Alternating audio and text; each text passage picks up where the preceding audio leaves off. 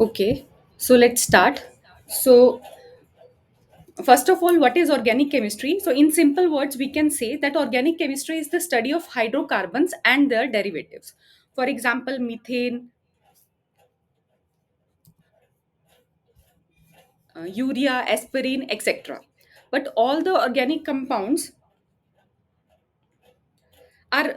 all the carbon compounds are not organics. For example, if we are considering carbonate ion or cyanide ion, bicarbonates, carbon dioxide or carbon methoxide, these are the compounds that are not considered as organic compound because they directly do not have any carbon hydrogen bond. Now uh, let us discuss about the electronic structure of atom. So as we already know that atom consists of two things. One is the nucleus and other is the extra nuclear space that consists of electrons. So this is the basic atomic structure, where this red area represents the nucleus and it consists of protons and neutrons. And the outer space of this nucleus is where these electronic shells are present. In those electronic shells, electrons are present. And if we want to zoom out this nucleus here, so what it contains of protons and neutrons. So the electronic structure of atom describes the arrangement of electrons in its energy level which orbits the nucleus.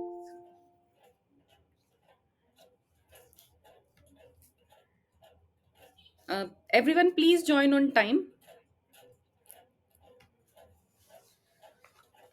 And the atomic number here tells you about the number of electrons present in an atom. If we want to represent any atom, so how we will represent it?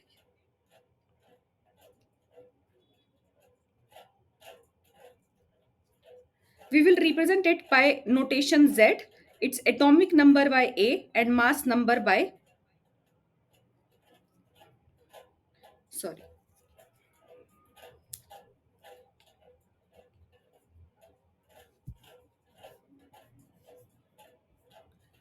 we are representing any atom with X, atomic number Z and mass number A, where Z represents the number of electrons in that atom or in the valence shell. And sorry, total number of electrons in the atom, which is equal to number of protons.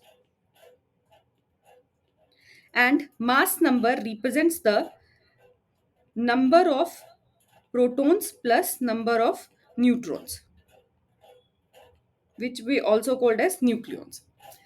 And electrons occupy specific energy levels that we called as electronic shell or orbitals, that we will discuss in next parts. So the three subatomic particles that are present in any atoms are proton, neutron and electron. Proton has a relative charge of +1. Neutron has a neutrons are neutral, so they do not have any charge, and electrons are negatively charged species. And the relative mass of proton and neutron is 1, and electrons have nearly zero mass. Now, coming to the stability of atom, if we want to find out whether the atom is stable or not, then we have to check whether its octet is full or not, or whether its valence shell has 8 electrons or not. For example, if we are taking three elements, neon, chlorine, and sodium. Neon has 8 electrons in its valence shell. That means its octet is complete. So it has full octet. So that's why it is stable. Chlorine has 7 electrons in its valence shell. So it is 1 electron deficient. That means chlorine wants to abstract one proton, or it wants to gain one electron to complete its octet. And in this elemental state, chlorine is unstable. Similarly, sodium that has one electron in its valence shell want to lose this electron so that its valence shell or octet was complete. So for that, sodium is also unstable in its elemental state. Okay. Then if we want to write out the electronic configuration, then we have to know about what are the that extra nuclear space of an atom consists of. So it consists of shells that contains subshells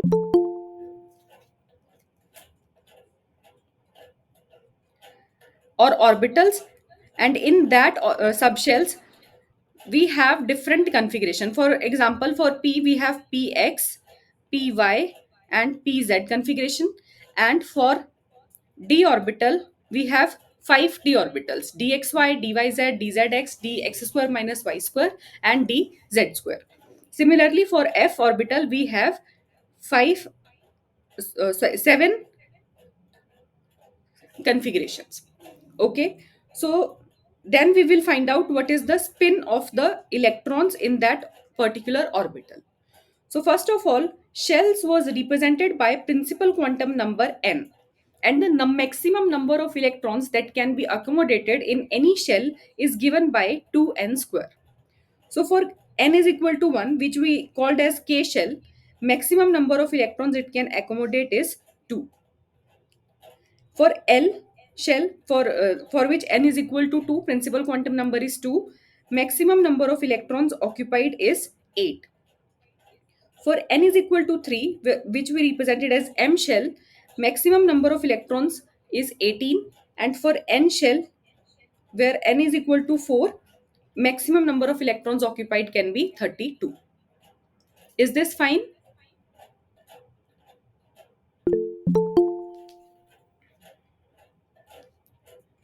Now, after in shells, what are present? Subshells. And subshells we are represented using azimuthal quantum number L. So this L is dependent on n, and every time n L is less than n. So for n is equal to 4, L can be 0, 1, 2, and 3. If your azimuthal quantum number is 0, then it represents the s orbital or s subshell. And if L is 1, it represents p orbital. If L is 2, it represents d orbital. And if L is 3, it represents f subshell or f orbital. And maximum number of electrons that can be accommodated in any subshell is given by 2 into 12 plus 1. So s orbital can have maximum of 2 electrons, p orbital has maximum of 6 electrons, d 10, and f subshell can occupy maximum 14 electrons. This is the basic thing that we have to know. So, based on this azimuthal quantum number, as it is always less than the principal quantum number, so the 1p orbital, 1d orbital, and 3f orbital do not exist, because in this case, azimuthal quantum number is greater than principal quantum number. That is not possible. So, based on this azimuthal quantum number and principal quantum number, the orbitals that are possible is 1s, 2s, 2p, 3s, 3p, 3d, 4s, 4p, 4d, 4f. And this is the energy or order of these orbitals also. So for filling of electrons in an atomic orbital, we will follow three rules. First is Aufbau principles, second is Pauli's exclusion principle, and third is Hund's rule. Now, according to Aufbau's principle or Aufbau's rule, what it states that we will fill electrons in orbitals in increasing order of their energy levels. So that means we will fill first this 1s orbital, then 2s, 2p, 3s, 3p, 4s, 3d, and so on. And the energy of any orbital is calculated by the sum of its principal quantum number and azimuthal quantum number. This will gives us the which one is the lowest energy orbital, which one is the highest energy orbital in relative uh, energy values. This by this we will find out which one is having lower energy and which one is having higher energy. And Aufbau principle violates in the case of chromium and copper, or in case of those elements that have a half filled or completely filled subshells. Now, Pauli's exclusion principle states that any orbital can consist of maximum two electrons and that are of opposite spins. So that means if we have any s orbital, so we can fill two electrons, and those two electrons should have opposite spin. Similarly, in case of p orbital, we can fill two electrons in px, py, pz respectively. Now, coming to the Hund's rule states that if we have degenerate orbitals, that means if we have orbitals of same energy, for example, in the case of p orbital, px, py, pz, or in the case of d orbitals, so in that case, while filling the electrons, we have to fill one electrons each in the first all degenerate orbitals. And after that, only we will pair the electrons if more electrons are there to fill in that. Okay, so according to Hund's rule, every orbital in a given subshell is singly occupied by the electrons before a second electron is filled in an orbital. So these are the two configurations written over here. In first case, first electrons are filled in 1s2, that is of lower energy, then 2s orbital, then in the 2p orbital. And according to Hund's rule, one electron was singly filled in the degenerate orbitals. But in the case of second one, Hund's rule was violated because in the lower energy, in the degenerate orbitals, two electrons can't be filled. If we have degenerate orbitals, then we have to fill one electron each in all the degenerate orbitals, and then we will have to pair up the electrons if extra electrons are there in the configuration of that element. So that's why this is incorrect, as it is not following Hund's rule, and this is correct. These rules are clear to everyone? Yes, ma'am. Okay. Now let's write the configuration of hydrogen. Can you tell me the atomic number of hydrogen? 1. 1. So atomic number of hydrogen is 1. That means it has one electron. And the lowest energy orbital is 1s. So we can fill one electron in 1s. So its configuration, electronic configuration is 1s1. Now tell me the electronic configuration of nitrogen. Atomic number is 7. 7. So its electronic configuration is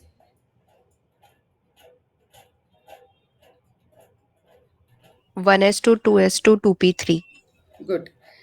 1s, 2s and 2p. So in 1s, we have to fill 2 electrons. In 2s, 2 electrons. Now 3 electrons are remaining and 3 degenerate orbitals are there. So we will fill 1 electrons each.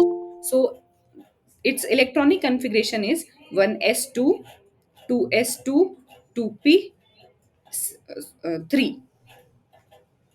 Okay. Now tell me for carbon, atomic number is 6. 6. So its configuration, 1s2, 2s2, 2p2. good. 1s2, 2s2, 2p2.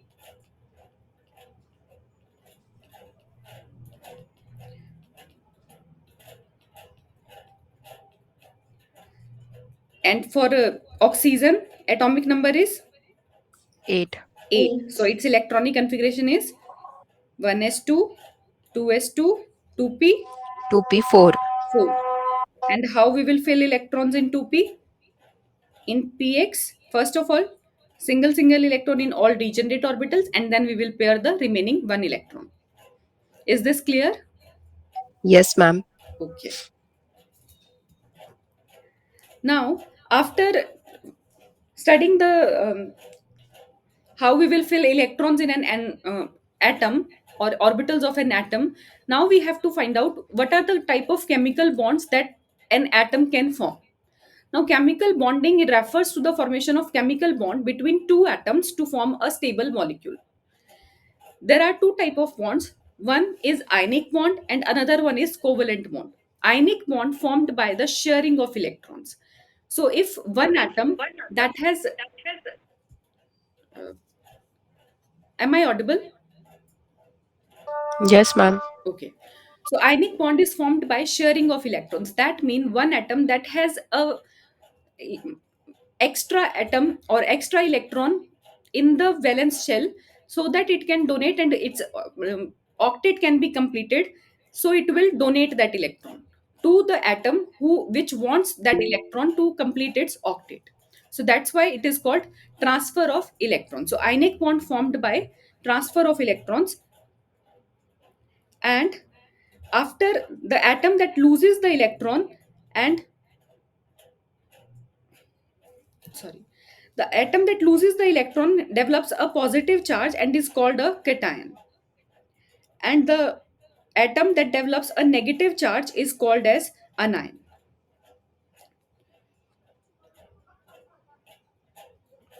And the ionic bonds are strong in nature. Then the covalent bond represents the sharing of electrons. That means every atom, for example, hydrogen has one electron, so it will share its electron with the other hydrogen atom to form the hydrogen molecule, so that both of these atoms octet will be completed.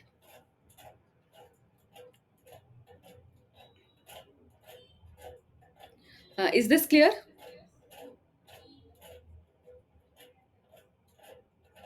Yes, ma'am. Okay. Now we have to learn how we will draw the Lewis dot structure. So Lewis dot structure will tell us the number of lone pairs it are involved that are involved in the reaction. So to draw a Lewis dot structure, what are the basic steps? First of all, you have to count the total number of valence electrons, and then you have to find out what are the number of electron pairs that are present in the molecule. Then you have to find out the central atom and distribute the electrons on that central atom and the surrounding atoms. And then based on the electronegativity we will distribute the electrons so that every atom's octet will be completed. So for that, let us find out for the water. So in case of water, we have two hydrogens, so two electrons for that, and we have six electrons for oxygen. So total eight electrons are there. Those who are joining late, please try to come on time and join on time. So for that, oxygen will form one bond with hydrogen and other bond with other hydrogen. So how many electrons are remaining now? Four. So that means it has two lone pairs. So this is the Lewis dot structure of water. Now in case of H2SO4, which is the central atom? Sulfur. Sulfur. If we will form one bond with oxygen, four oxygens are there, so let me form four bonds with oxygen. Now in the case of H2SO4, oxygen is sharing one electron with hydrogen. So how many electrons are remaining on sulfur? 2 it will form with other oxygen.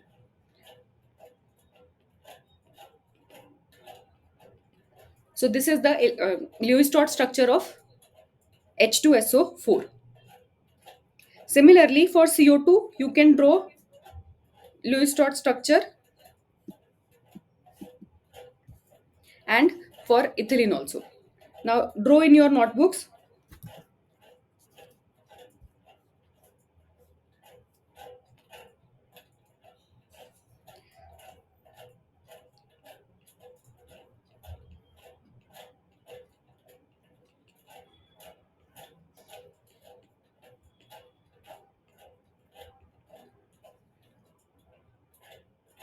Is this correct?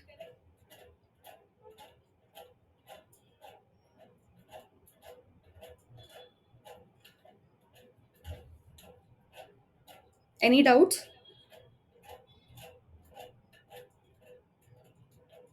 No, ma'am. Okay. Then if we have to find out the formal charge on any atom in a polyatomic molecule or ion, so the formula we will use is formal charge is equal to the valence electron minus non-bonding electrons minus bonding electrons divided by 2. For example, if we want to find out the um, formal charge on these three oxygen, 1, 2 and 3. So for oxygen 1, formal charge is equal to number of valence electrons is 6 minus non-bonding electrons are 4 minus bonding electrons are 4 divided by 2. So its formal charge is 0. Now tell me the formal charge of second oxygen. +1. Okay, so this is 6 minus 2 minus 6 divided by 2, 3. So this comes out to be plus 1. Then for formal charge of carbon, oh sorry, oxygen 3 is -1. -1. minus 1. Good. 6 minus 6 minus 2 divided by 2. So this comes out to be minus 1. Now tell me the formal charge of fluorine. Valence electrons are 7. 7. Minus non-bonding electrons 6 minus bonding electrons 2 divided by 2. 2. Okay.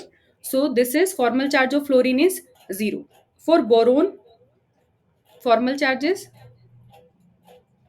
0. 0. This is clear to everyone? Yes, ma'am. Okay. Now, what are atomic orbitals? So, atomic orbitals is that space around the nucleus where the probability of finding the electrons is maximum.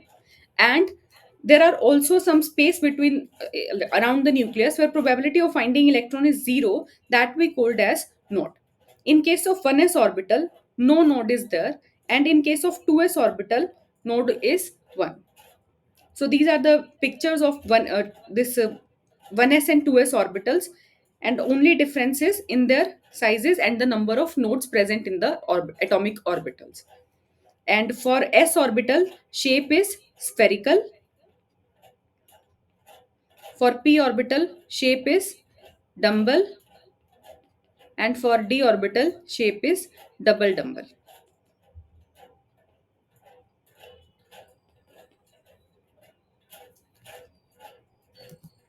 Now these orbitals will behave as waves, and we can call them as standing waves because they will vibrate at the fixed location. So when this electrons will go up or down, on the basis of that we will define the wave function that describes that gives the description of the size, shape and orientation of these atomic orbitals. And the amplitude may be positive or negative, and at node the amplitude is 0. This is just for the information. These are the p atomic orbitals that are shown to you, and it has one node each. Now, molecular orbitals are the combination of atomic orbitals. So, if you have two hydrogen atoms, hydrogen configuration is 1s1. So, two hydrogen atoms combine with each other to form the molecular orbitals. So, the molecular orbitals belong to the whole molecule. Atomic orbitals belong to the particular atom, but molecular orbitals belong to the whole molecule. For example, sigma bond formed by the overlapping of 2 s orbitals, and the bond strength or bond dissociation energy is directly proportional to the bond order of that molecule or of that bond. If we will see through this potential energy diagram for hydrogen, we will see when the two hydrogen atoms are far away from each other, then their energy was 0. And when they will come close to each other, so they are sharing their electrons, they will start sharing their electrons, that means they are gaining stability, so the energy is decreasing. And at a particular distance, when the electronic repulsions and the nuclear repulsion between them is minimum, at that distance bond will form between them by the sharing of electrons. That means we can say that at this distance molecular orbitals are formed. And if these atoms or will try to go beyond this distance, then the repulsions will increase and the bond may break or the molecule may break. So for that case, this potential energy diagram is shown you that in the case of hydrogen, the Internuclear distance or the bond length is 0.74 angstrom, and the bond dissociation energy in this case is 439 kilojoule per mole. Now, as these orbitals are behaving as waves only, so waves can interact with each other in the form of this if crust of one wave fall over the crust of other and trough of one wave fall over the trough of other, then we can say that this is the constructive combination, and in this case bonding orbital will be formed. And if crust of one orbital will fall on the trough of other orbital, that means out of phase overlapping was there, then in that case anti-bonding molecular will be formed and the node will be there. So this give rise to the molecular orbital theory, which states that while when the molecule is forming, so the total number of molecular orbitals formed will always be equal to the total number of atomic orbitals offered by the bonding species. That means if one orbital is shared by one atom, then other one orbital is shared by the other atom, so two molecular orbitals will be formed. Now, molecular orbitals are of three type: bonding or bonding molecular orbitals, anti-bonding molecular orbitals, and non-bonding molecular orbitals. So the bonding molecular orbitals are of uh, lower energy, anti-bonding molecular orbitals are of higher energy, and non-bonding molecular orbitals are of the moderate energy. And electrons, whenever we filled electrons in the molecular orbitals, we will fill them in the increasing order of their orbital energy. These molecular orbitals will also follow the same rules as we are following for the at filling of the atomic orbitals. That means they will also follow Hofbau's principle, Hund's rule, and Pauli's exclusion principle.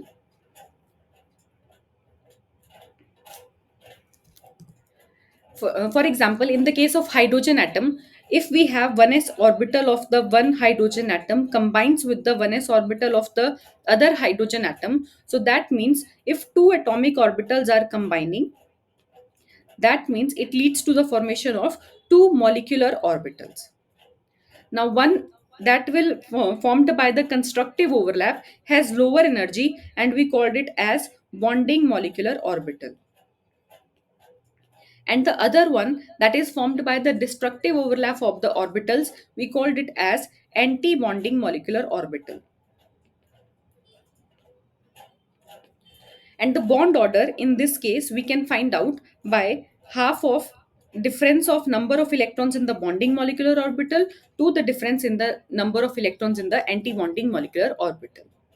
So in the case of hydrogen, bond order is half of number of electrons in bonding molecular orbital is 2 minus there are no electrons in the anti-bonding molecular orbital, so this comes out to be 1. Now the next concept that will come is hybridization. So hybridization is the mixing of atomic orbitals to form the hybrid orbitals. For example, if we are taking the case of carbon, we know that its ground state configuration is 1s2 2s2 2p2. In this case, this is the ground state electronic configuration.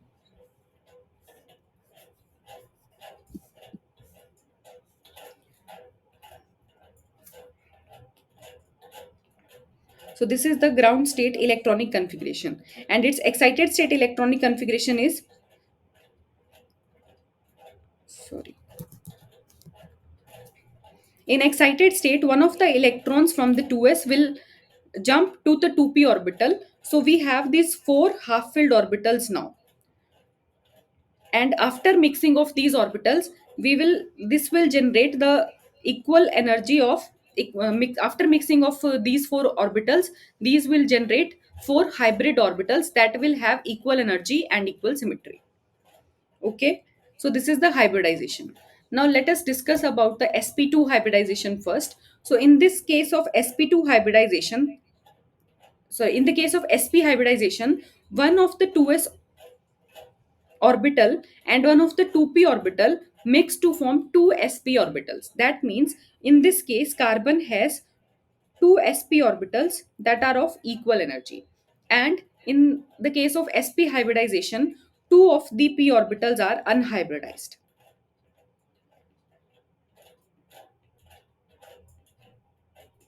That will participate in the pi bond formation. And similarly, in the case of sp2 hybridization, one s, one 2s, and two 2p orbitals mix together to form three sp2 hybrid orbitals. In this case, one of the 2p orbital is unhybridized. That will take part in the pi bond formation. In case of sp3 hybridization, one 2s and three 2p orbitals mix with each other to form four sp3 hybrid orbitals, and these are of equal energy. So in this case, this will leads to the formation of the sigma bonds. Now let us discuss about the assignment. I will show you questions. First, all of you will try, um, type your answers or tell me your answers, and then I will tell you the answer, correct answer. Is that fine? Okay, ma'am. Yeah. So this is the first question. What is the correct Lewis structure for the CO3 2 negative ion, carbonate ion? What is the rule for stability?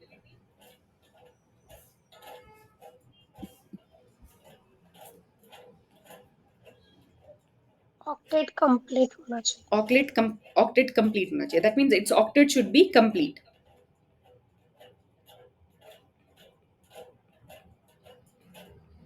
So that Lewis structure is incorrect, in which atoms does not have a complete octet.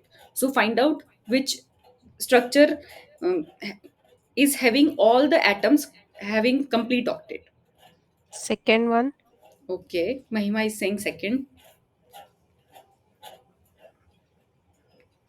Ma'am second. Okay.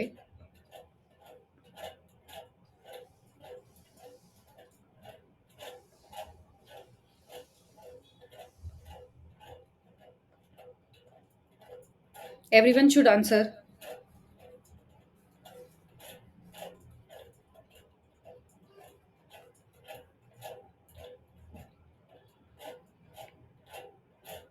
Okay, so let's find out. In the first structure, this oxygen 1, 2, and 3, and carbon we will represent it as 4. First oxygen has how many electrons in the octet according to this structure? 8 electrons. 8. Second, 7. 7 electrons. Third, 7 electrons, and 7. carbon has 8 electrons. Correct? So these two Yes, atoms ma'am. in this in this ion does not have complete octet. So this is not the correct structure. For second one, we have 8 electrons in each of the oxygen and as well as the carbon. So this is the correct structure. In case of third one, this oxygen, all oxygens has 8 electrons, but the central carbon atom has only 6 electrons. That means its octet is not complete. So that's why this is also the not correct Lewis structure for the carbonate ion. And in the last one, this oxygen is having 8 electrons, this is having 8 electrons, but carbon here having 10 electrons. That is also not correct. So the correct Lewis structure for carbonate ion is second. Is this clear? Yes, ma'am. Okay. Now the second question is, calculate the formal charge for the oxygen labeled as A. Formal charge formula is number of valence electron minus number of non-bonding electron minus bonding electrons divided by 2. So this oxygen A has valence electron. How many valence electrons are 6. there? 6. Minus non-bonding electrons, 6. 6. And it forms only one bond. So that means 2 bonding electrons. So the formal charge is minus. -1. Clear? Yes, ma'am. Okay. Then in the Lewis structure of ClF, the formal charge on chlorine is and the formal charge on fluorine is.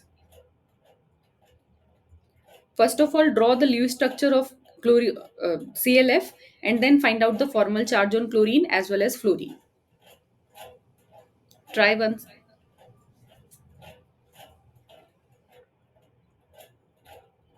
I'm 0, 0. Okay. Others, everyone should answer. If you don't want to tell me, then you can type. 0, 0, ma'am. Okay.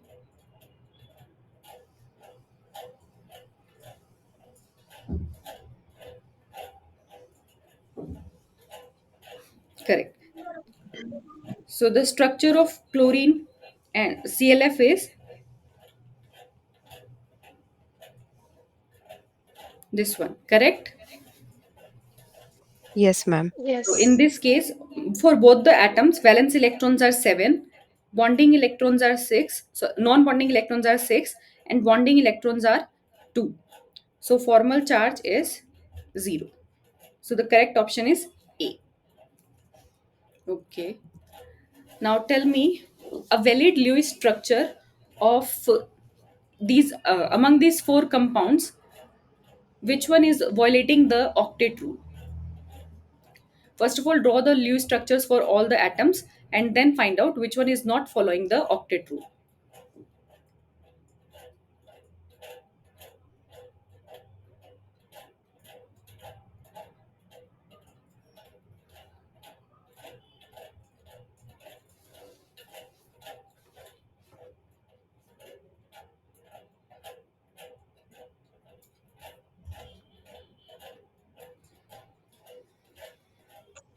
IF3.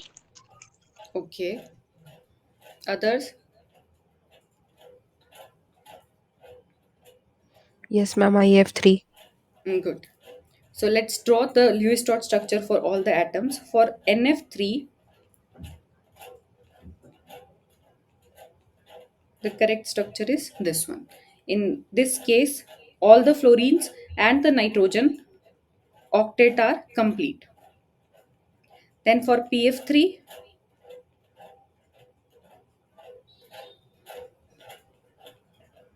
in this case also, octet was complete. SiCl4 has tetrahedral structure.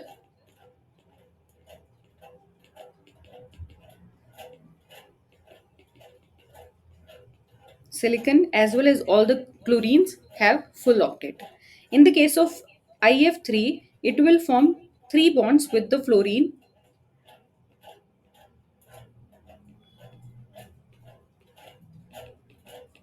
So fluorine has full octet, but in the iodine has two lone pairs also.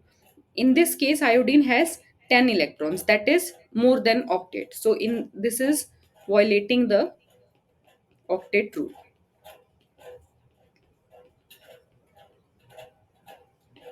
Clear? Yes, ma'am. Now tell me, oxygen is non-polar, polar because electrons are shared equally or unequally. Ma'am, non-polar because electrons are shared equally. Okay.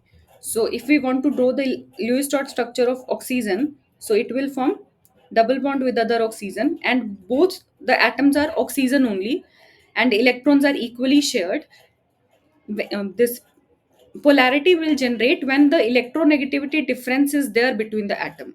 But because both oxygens are equally electronegative, so in this case, this molecule is non-polar and electrons are equally shared between the two atoms. Okay. Yes, ma'am. Next question is, in which of the molecules carbon atom does not have sp3 hybridization? Carbon dioxide. Carbon dioxide. Okay, very good. So in the case of methyl carbanion, hybridization is sp3. In the case of propane, this is propane. All the atoms have sp3 hybridization, all the carbons. In the case of carbon dioxide, hybridization is sp. sp. And in the case of ccl4, in this case also hybridization is sp3. sp3. Okay, the next question is in borane, HBH angle is 120 degree. So the hybridization of boron is likely to be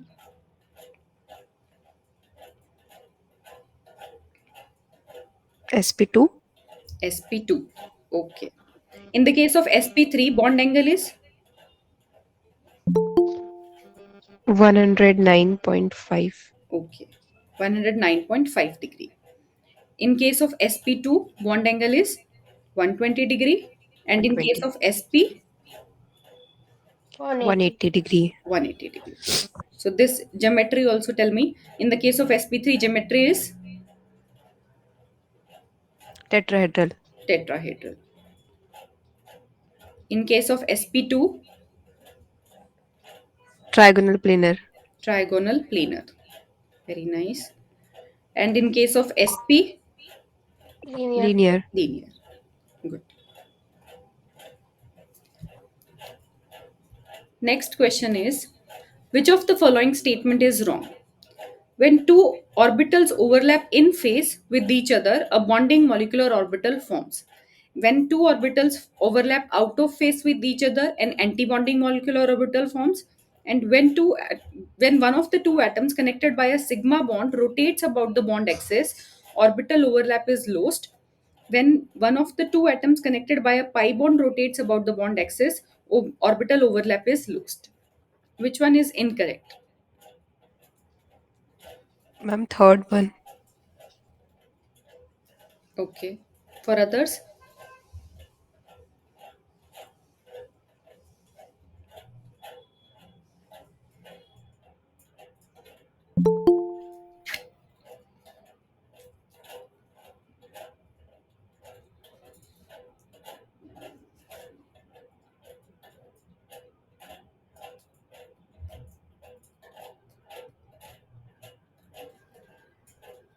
others should tell. Okay, let us discuss one by one. So, first option says that when two orbitals overlap in phase means crust is falling on crust and trough is falling on trough. So that means bonding molecular orbital is formed. That is constructive overlap, and because of constructive overlap, lower energy orbital will be formed. That is bonding molecular orbital. In according to option second, so this is correct. When two orbitals overlap out of phase, that means destructive overlap. In that case, higher energy orbital will be formed because of the presence of node in that case, and the anti-bonding orbital forms. That is also correct. Then next option says that when one of the two atoms connected by the sigma bond. Now we all know that sigma bond formed by the head-on overlapping of the two orbitals of both the atoms, and it is symmetric in nature. So if we will rotate this molecule by this sigma bond, then this orbital overlap is not lost because this is symmetric and it is formed by the head on overlapping. So this is incorrect. And last option says that when one of the two atoms connected by the pi bond, in case of pi bond is formed by the overlap of sidewise overlap of this orbitals, p orbitals. So in this case, if we want to rotate this bond, then these parallel bond, if we are rotating one of the atom or this bond, then this orbitals will become parallel to each other. In that case, pi bond is not forming, or that orbital overlap is lost. So the correct option in this is third option. Okay, now tell me question number 9. The sigma bond between carbon and nitrogen in CH2 double bond NH is due to the overlap of which orbital?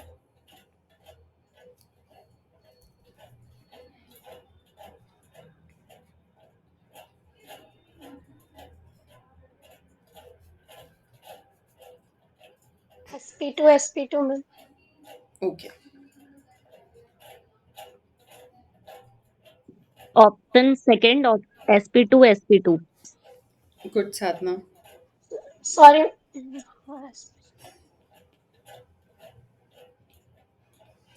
So here is carbon is sp2 hybridized and nitrogen is also sp2 hybridized. So the bond formed between them is sp2 hybridized. Okay. Then tell me the pi bond formed between the carbon and nitrogen is due to the overlap of PP orbital. pp orbital. Sigma bond is because of the overlap of sp2 orbitals, because we when we discussed about the sp2 hybridization, then we told that it has three sp2 orbitals that will leads to the formation of sigma bonds, and it has one, in case of carbon, one unhybridized p orbital that will contribute for the pi bond formation. Is this clear? The difference is clear Yes, between the ma'am. two questions. So the Yes, ma'am. hybridized orbital will participate in the sigma bonding, and the unhybridized orbital, in this case pp orbital, will participate in the pi bond formation. Okay? Yes, ma'am. Okay. Next question is, this is the molecule given to you, and you have to find out the hybridization of carbon 1 and carbon 2.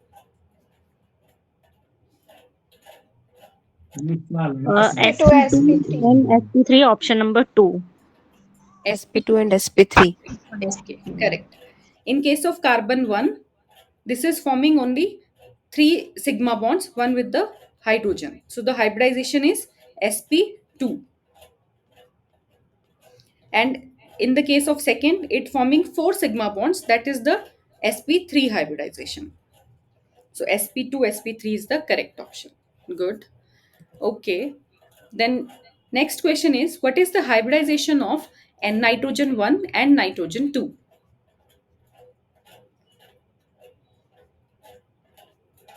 SP2, SP3. Nitrogen 1 is sp2 and nitrogen 2 is sp3. Okay. SP3. Others? sp3 and sp2. sp3 and sp2. Okay.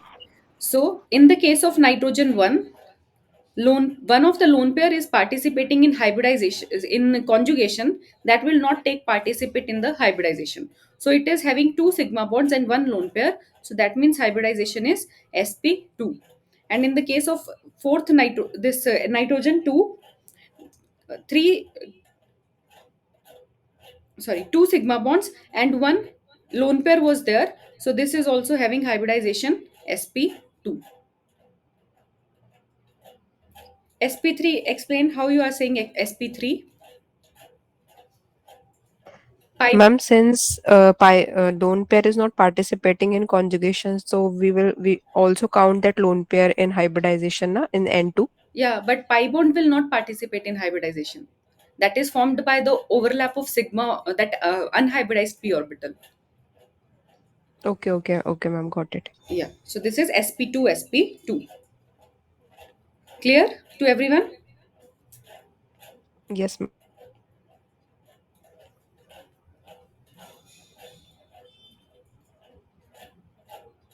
Only unhybridized orbital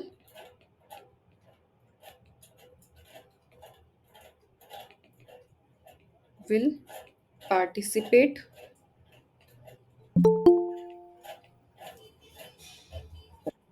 in the formation of pi bond.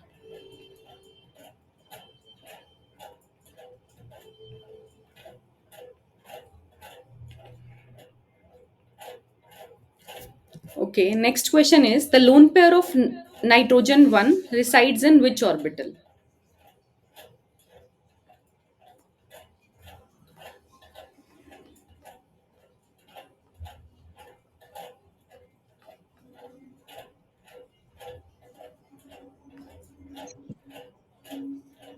p orbital.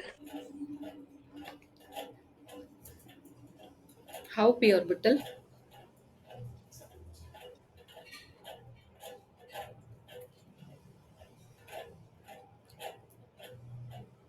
Now it has two lone pair. One of the lone pair is participate in conjugation, that will not participate in hybridization. Okay, and other one that is present in the, that is participating in the hybridization, that lone pair will be in sp2 orbital, sp2 hybridized orbital.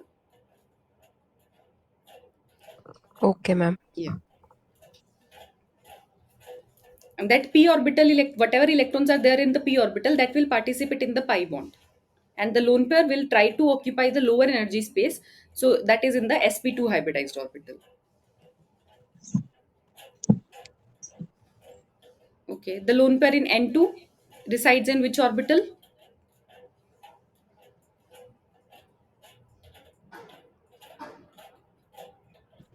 Ma'am, sp2.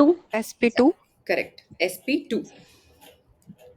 Okay, then what is the geometry around carbon 2? Tetrahedral. Tetrahedral. Hybridization is sp3. sp3. Angle is 109.5 degree. 109.5 degrees. And geometry is tetrahedral. Okay. Then what is the geometry around nitrogen N2? Trigonal planar. Trigonal planar. Hybridization is sp2. So the geometry is trigonal planar. Angle 120 degree. 120 degree. Okay. Then next question says that the compound methylamine contains a carbon nitrogen bond. In this bond, which of the following best describe the charge on nitrogen atom?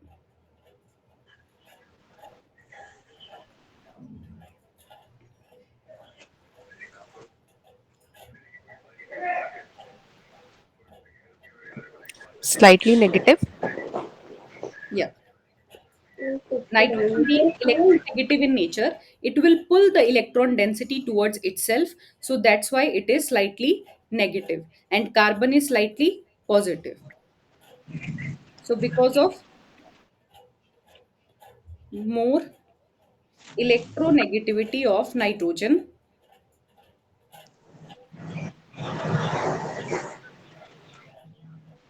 it pulls electron density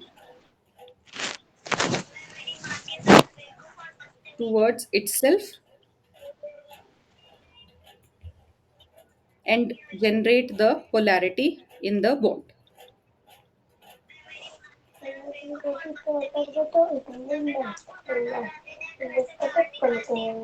Is this clear? Yes, ma'am. Okay. Then next is, which of the following contains polar covalent bond? NH3. NH3. Na2O is ionic or covalent? Ionic. Ionic. Hydrogen, Covalent. Covalent but non-polar. non-polar. And Kf, Is ionic bond. Ionic. ionic. In case of NH3, this is ionic or covalent? Covalent bond, polar. Covalent, Polar covalent bond. yeah, but polar. Because of the difference in electronegativity of nitrogen Electronegativities. and hydrogen. Yeah. Excuse me, ma'am. If you, please turn off your mic while Uh, answering, you can turn on. excuse me, ma'am. In a previous question, question number 8, Yes, why KF is not a polar? Can you explain? it is polar only. K positive, F negative. I am not writing like that. But ionic Okay. compounds are polar. Okay. So, ma'am, in this question, okay, covalent. Yeah. ठीक है. Okay, Polar ma'am, covalent. got it. Okay. Any doubt? You are asking about the polar covalent bond. So first of all, we are like describing which is covalent molecule and ionic, and then we are discussing about the polarities. Fine. Okay, got it, ma'am. Yeah. Okay. The next question is the formal charge on nitrogen in the compound is.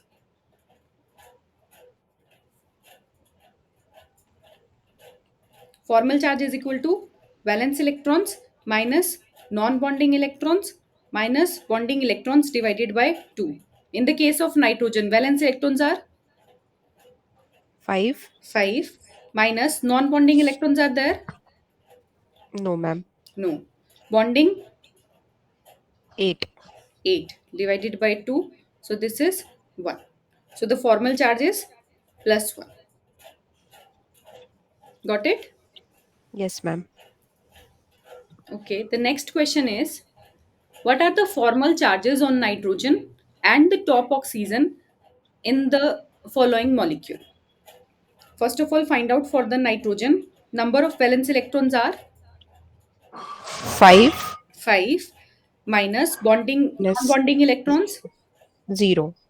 and bonding electrons 8. 8 divided by 2. This comes out to be 1. 1. 1. In the case of oxygen, number of valence electrons 6. minus non-bonding 6. electrons 6 and bonding 6. electrons 2. 2. So the charge comes out to be, Minus 1. tell me for this one also. Here, number of bonding electrons 6. 6, non-bonding 4. 4. 4 and bonding 4. 4. So formal charge is 0. 0. Okay.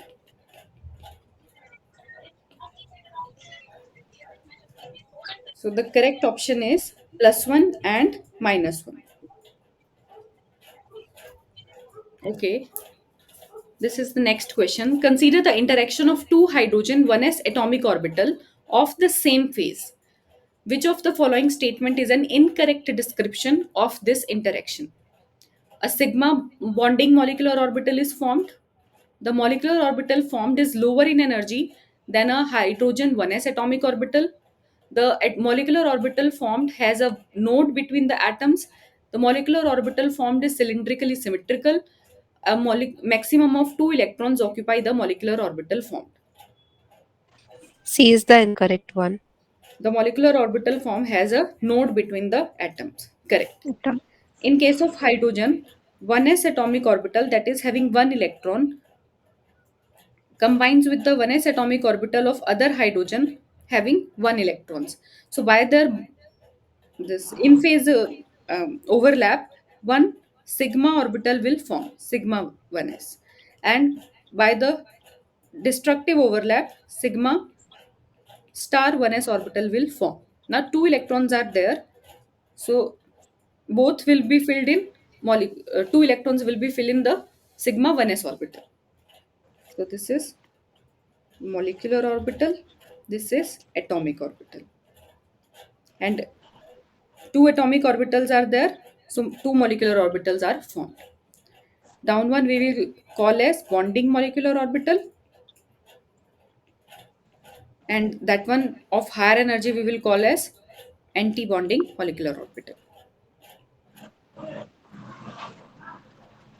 Any doubt? No, ma'am. Okay. Now the next question is among the hydrogen halides, the strongest bond is found in and the longest bond is found in HF and HI. HF and HI. This is HF, hydrogen and fluorine are smaller in size, so the bond is strongest. In case of HI, iodine is bigger in size than hydrogen, so the bond length is more and the bond is weak in nature. Okay. Next question is what is the predicted shape, bond angle, and hybridization of CH3 plus? Trigonal planar 120 degree sp2. Okay, correct. Hybridization is sp2. So the bond angle is 120 degree and geometry is trigonal planar. Any doubt? No, ma'am. The what orbital overlap to create the Hc bond in CH3 positive? In case of this, Hc bond is formed by overlap of,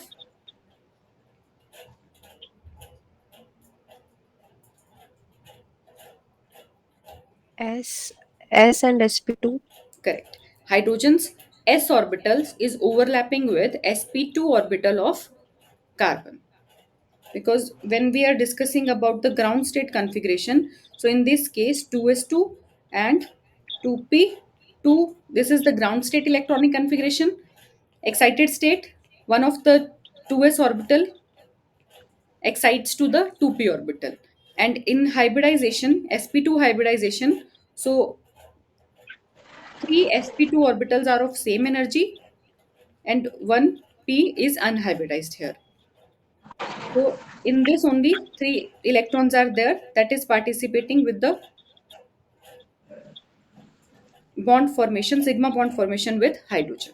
So hydrogen 1s orbital will combining with the sp2 hybridized orbital of carbon to form the carbon hydrogen bond. Okay. Last question is, the lone pair of electrons in methyl anion occupy a dash orbital.